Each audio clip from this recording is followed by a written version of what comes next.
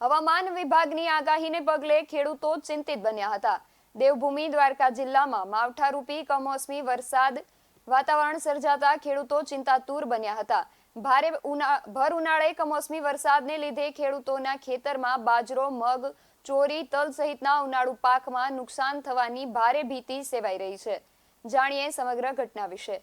ખેડૂત છો અટાણે જો વરસાદ પડે ને તો બહુ નુકસાની થાય। તલ છે, અડદ છે, ચોરી છે, પછી મગ છે। અટાણે ખુદ મારે ચોરી વાટવાની બાકી છે, પણ આ વરસાદને લીધે વઢાતી નથી। જો ને વરસાદ પડ્યો તો ચોરી બધી ફેલ થઈ જાય ને મોટામાં મોટું નુકસાન છે આ ચોરીમાં।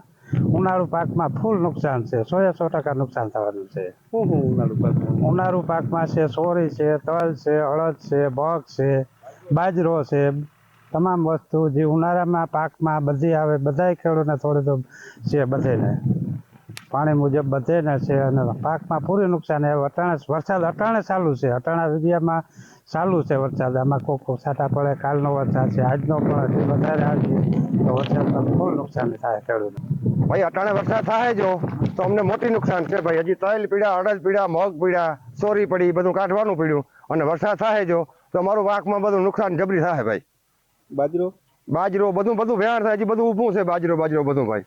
અટાણે વરસાદ થાય બધું જે ઉનાળુ પાક છે ને એ બધું વેણ છે ભાઈ। BS9 TV ન્યૂઝ સાથે જયસુખ મોદી, દ્વારકા।